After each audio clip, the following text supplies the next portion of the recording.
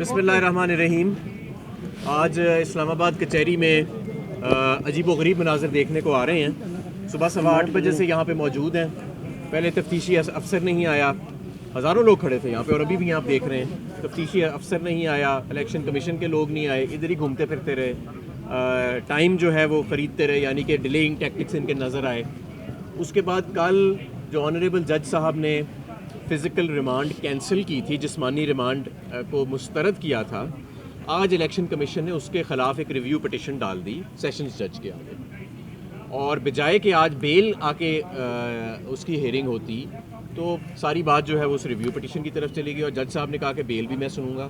ہم نے بھی ایک ریویو پٹیشن فائل کی ہے، اور بابر اعوان صاحب نے ثابت کیا ہے اپنے دلائل کے ذریعے، کم از کم میری نظروں میں تو وہ ثابت کر چکے ہیں، اور مجھے امید ہے کہ عدالت کی نظروں میں بھی ہو گیا ہوگا، کہ 12 غلطیاں ہیں جو ایف آئی آر اور 12 فراڈ ہیں اس ایف آئی آر میں، جو جلدی الیکشن کمیشن نے دائر کی فواد چودھری صاحب کے خلاف 12، اور اس کے علاوہ جو مضحکہ خیز الزامات لگائے ہیں،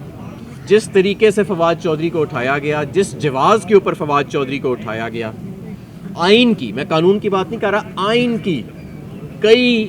آرٹیکلز جو ہے اس کی وائلیشن ہوئی ہے اس کے اندر۔ ہم کیا پریسیڈنٹ سیٹ کرنے جا رہے ہیں؟ کوئی توہین ای سی پی، کوئی توہین الیکشن کمیشن کے نام کا ہم اب سیٹ کرنے جا رہے ہیں؟ الیکشن کمیشن کو کیا یہ نظر نہیں آتا کہ پچھلے 9 ماہ سے جو وہ متنازع پہ متنازع فیصلے کری جا رہا ہے اور اپنا بغض ثابت کری جا رہا ہے، اس کو پرواہ نہیں ہے؟ اس کو یہ پرواہ ہے کہ مجھے اسے فواد چودھری نے منشی کیوں کہہ دی؟ بھائی آج فواد چودھری نے جو دلائل دیے ہیں عدالت کے اندر، میں آپ کو وہ بھی سنانا چاہتا ہوں۔ فواد چودھری نے کہا میں اپنے بیان پر قائم ہوں، کیونکہ میں نے جو بیان دیا وہ قانون اور آئین کے عین مطابق ہے، اور وہ پاکستان میں آزادی رائے کے لیے ہے، اور الیکشن کمیشن کی غیر جانبداری کو یقینی بنانے کے لیے میں نے دیا۔ اگر میں اس بیان سے پیچھے ہٹ جاؤں تو میں برما جیسی ریاست جو ہے اور نارتھ کوریا جیسی ریاست جو ہے،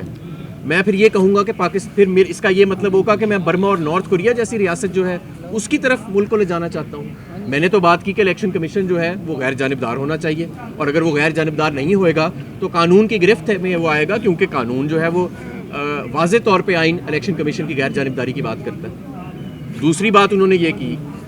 فواد چودھری صاحب نے کہ اس وقت ملک کے اندر جو کرائسس ہے